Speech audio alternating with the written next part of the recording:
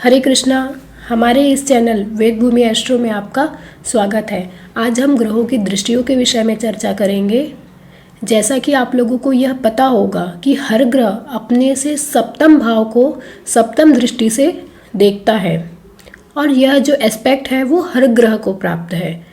मगर कुछ ऐसे स्पेशल ग्रह हैं जिनको स्पेशल दृष्टियाँ दी हुई है और वो स्पेशल ग्रह है मंगल, शनि और गुरु। मंगल को चौथी और आठवीं दृष्टि प्राप्त है और गुरु को पांचवी और नौवीं दृष्टि और शनि को तीसरी और 10वीं दृष्टि प्राप्त है, जो उनकी स्पेशल दृष्टियां हैं। आप पहले ये सोच रहे होंगे कि दृष्टियों का प्रभाव कैसे पड़ता है। यदि ग्रह एक दूसरे के सामने है या फिर कोई भी भाव में यदि ग्रह बैठा हुआ है तो दृष्टि का प्रभाव कैसे डालते हैं। आप नॉर्मल वे में समझ सकते हैं कि दो पर्सन एक दूसरे को देख रहे हैं और वो एक दूसरे को किस भाव से देख रहे हैं, वो कैसे नज़र से आपके ऊपर दृष्टि डाल रहा है, उसका प्रभाव आपके काम पर पड़ता है। यदि आपका कोई मित्र आपको देख रहा है और अच्छी नज़र से देख रहा है तो वो हमारे काम पर पॉजिटिव इम्पैक्ट डालता है, और वहीं पे यदि वो शत्रु है तो वो हमारे काम को क्या करता है, बिगाड़ता है। वैसे ही प्लैनेट्स एक दूसरे के सामने यदि बैठे हुए हैं तो आप देखेंगे कि यदि वो एक दूसरे के मित्र हैं तो वो उनका जो इम्पैक्ट है वो पॉजिटिव होता है। जैसे किसी की कुंडली में यदि शनि और चंद्रमा मान लीजिए एक दूसरे से सामने बैठे हुए हैं, यदि किसी का शनि 5th हाउस में है और चंद्रमा 11th हाउस में, मतलब वो एक दूसरे से सप्तम भाव में है और एक दूसरे को 7वीं दृष्टि से देख रहे हैं, मगर शनि और चंद्रमा यहाँ पे एक दूसरे के क्या है, शत्रु है, तो कुंडली में इसका जो प्रभाव है वह निगेटिव पड़ता है। तो आज हम ग्रहों की जो स्पेशल दृष्टियाँ है उसके विषय में बात करते हैं। सबसे पहले हम मार्स के विषय में बात करेंगे इस वीडियो में। मार्स को जो स्पेशल दृष्टियाँ मिली हुई है, 4th और 8th एस्पेक्ट और उनकी 7वीं दृष्टि, इनका फल कैसे होता है और ये दृष्टियाँ मार्स की जो चौथी और 8वीं दृष्टि है वो कौन से ईयर में फलीभूत होती है, इसके विषय में हम चर्चा करेंगे। तो सबसे पहले हम मार्स की जो 8th एस्पेक्ट है, स्पेशल दृष्टि है, उसके विषय में चर्चा करते हैं। मार्स की जो 8वीं दृष्टि होती है उसको डिस्ट्रॉयर कहा जाता है। डिस्ट्रॉयर मतलब नाश करने वाला। मार्स के विषय में कहा जाता है कि मार्स जिस भी स्थान में बैठता है वहाँ से 8वां स्थान की जो शत्रु होते हैं उसकी चीज़ों का वह नाश करता है। मतलब वहाँ से जो चीज़ें होंगी, शत्रु चीज़ें होंगी, उनको डिस्ट्रॉय कर देता है।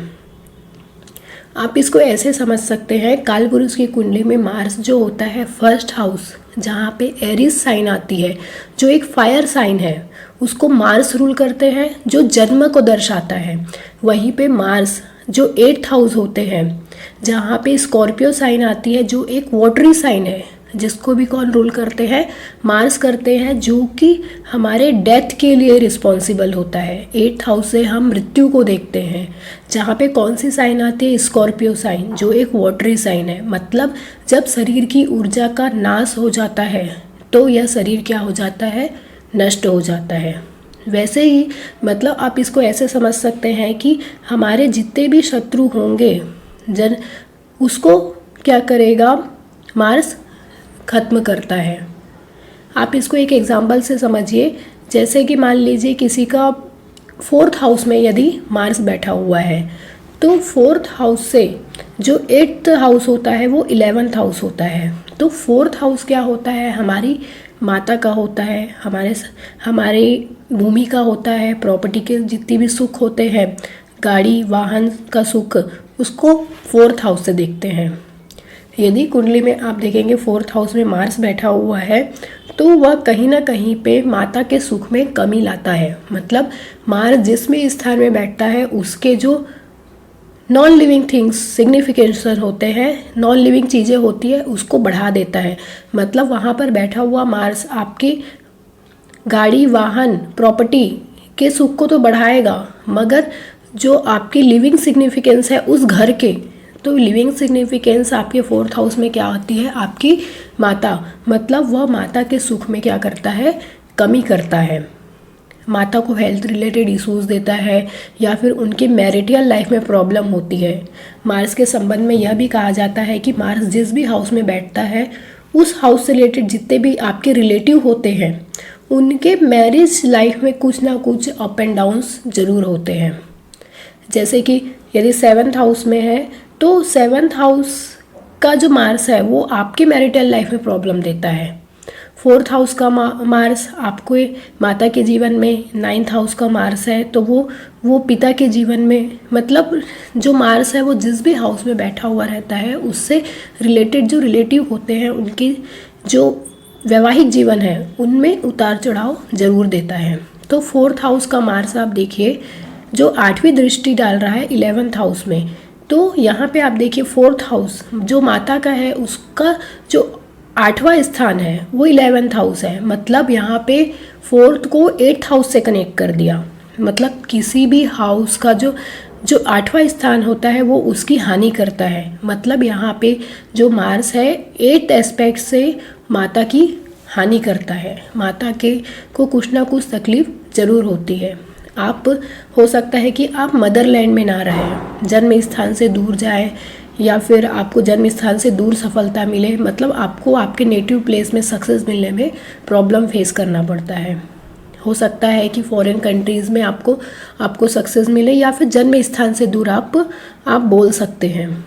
मगर यहाँ पर बैठा हुआ मार्स आपके जो नॉन लिविंग थिंग्स है, भूमि वाहन का सुख आपको ज़रूर देता है। हो सकता है आपको फूड से रिलेटेड काम में, रेस्टोरेंट वगैरह हो गए और जहाँ पे फूड से रिलेटेड चीज़ें होती है उससे आपको क्या कर सकता है, मार्स बेनिफिट दे सकता है। वास्तु से रिलेटेड चीज़ों में आपको बेनिफिट मिलता है, लैंड से रिलेटेड चीज़ों से। मतलब मार्स जिस भी हाउस में बैठेगा आपको यह समझना है कि उसके नॉन लिविंग सिग्निफिकेंस को बढ़ा देता है। जैसे यदि किसी के 1st हाउस में मार्स बैठा हुआ है तो 8th एस्पेक्ट उसकी 8th हाउस में पड़ती है, तो वह आपके जो इन-लॉस है उनके जितने भी शत्रु हैं उनका नाश करेगा, क्योंकि वहाँ पे रिलेटिव है आपके इन-लॉस।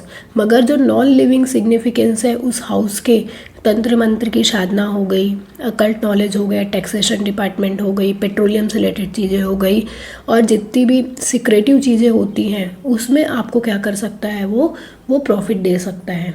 मगर नॉन लिविंग सिग्निफिकेंस उसको हानि करता है।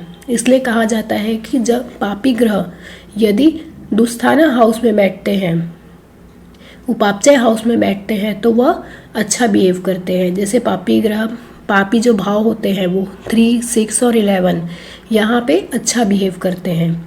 जैसे 6th हाउस में मार्स बैठा हुआ है, 6th हाउस हमारे इनेमीज़ का होता है तो वहाँ पे हमारे इनेमीज़ को डिस्ट्रॉय करता है।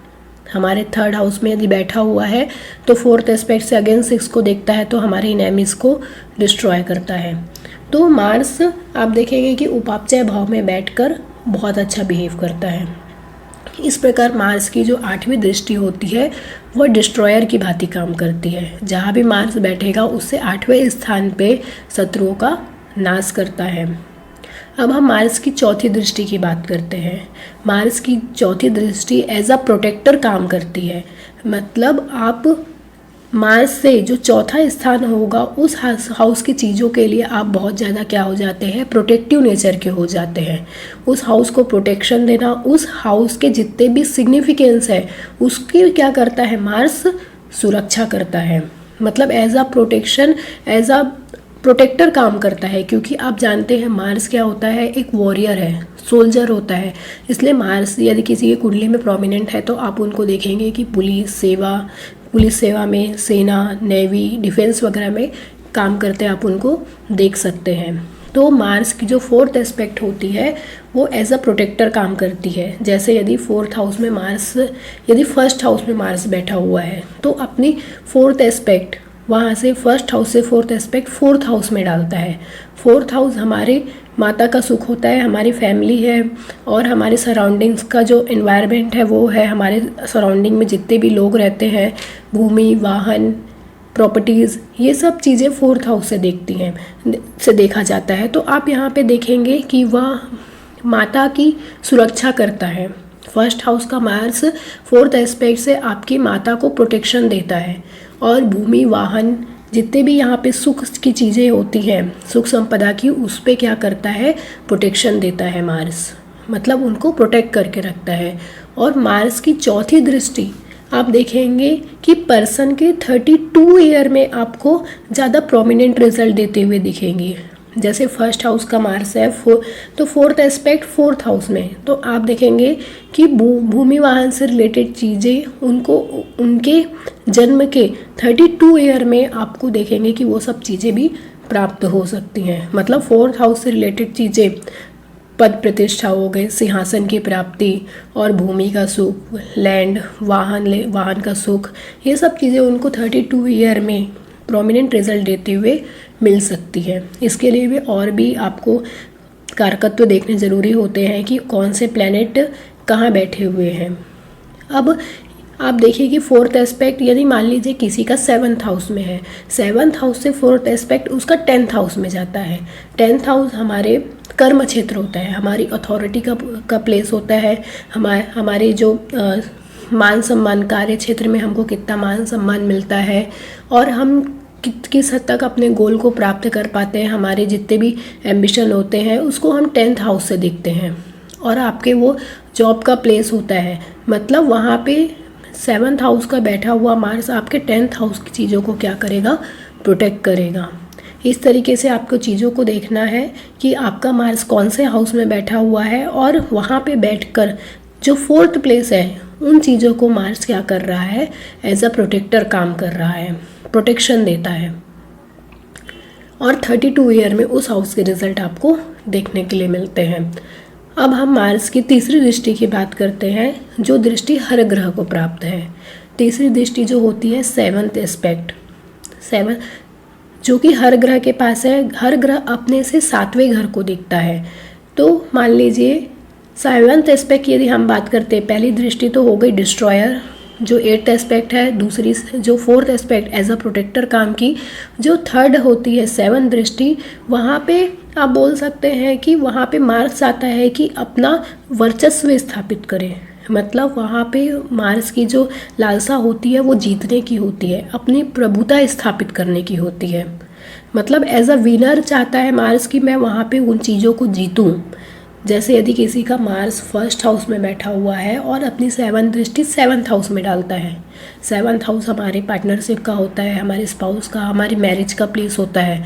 तो वहाँ पे फर्स्ट हाउस का बैठा हुआ मार्स क्या सोचता है कि मैं अपने पार्टनर को कंट्रोल करूँ, मतलब उनको कंट्रोल करना, उन पे अपना हक जताना, अपना ज़्यादा से ज़्यादा वर्चस्व स्थापित करना, और मैं ही हूँ और सब मेरा ओपिनियन माने। मतलब उनकी एक ऐसी फीलिंग होती है, क्योंकि मार्स क्या होता है, एक लीडर होता है, उसमें लीडरशिप क्वालिटी होती है। और यदि कुंडली में यदि मार्स निगेटिव है तो ऐसे लोग अपनी चीज़ों को लोगों पे थोपते हैं, ओपिनियन नहीं मानते, दूसरों का ओपिनियन लेना इनको पसंद नहीं होता, ज़्यादा इम्पल्सिव नेचर के होते हैं। इसलिए फर्स्ट हाउस का जो मार्स है वो मांगलिक दोष बनाता है, क्योंकि अपनी 7th दृष्टि से स्पाउस की प्लेस को देखता है। तो स्पाउस पे वो क्या करता है, वर्चस्व स्थापित करना चाहता है, जो कि आप देखेंगे कि रिलेशनशिप में इस तरह की चीज़ें वर्कआउट नहीं करती हैं। इसलिए वहाँ पे कॉन्फ्लिक्ट क्रिएट होता है। मतलब मार्स जिस भी स्थान में बैठता है वहाँ पे कॉन्फ्लिक्ट क्रिएट करता है। तो वहाँ से 7th एस्पेक्ट से आप देखेंगे कि 7th हाउस पे कॉन्फ्लिक्ट क्रिएट कर रहा है, जिसके थ्रू मैरिज में प्रॉब्लम क्रिएट होती है।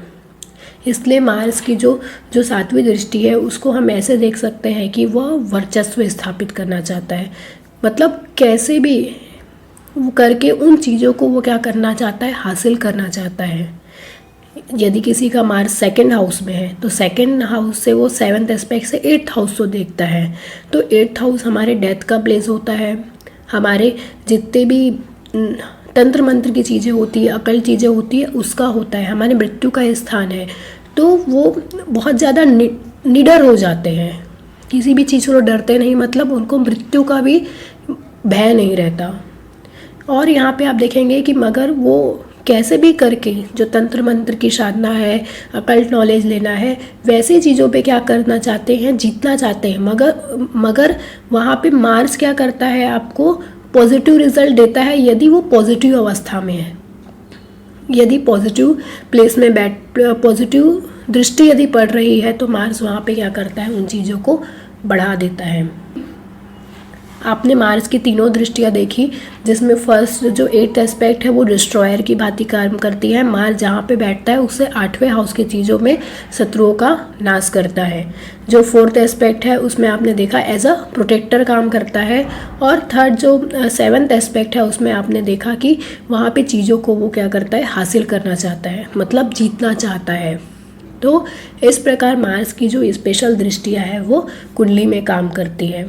और 4th एस्पेक्ट जो होती है लाइफ के 32 ईयर में, और 8th एस्पेक्ट जो होती है वो लाइफ के 36 ईयर में आपको प्रोमिनेंट रिजल्ट देखने के लिए मिलते हैं। होप मंगल की दृष्टि से रिलेटेड ये आज का वीडियो आपको पसंद आया होगा। अगले वीडियोस के लिए हमारे इस चैनल के साथ बने रहे। यदि आपने चैनल को सब्सक्राइब नहीं किया है तो प्लीज़ सब्सक्राइब ज़रूर करें। धन्यवाद।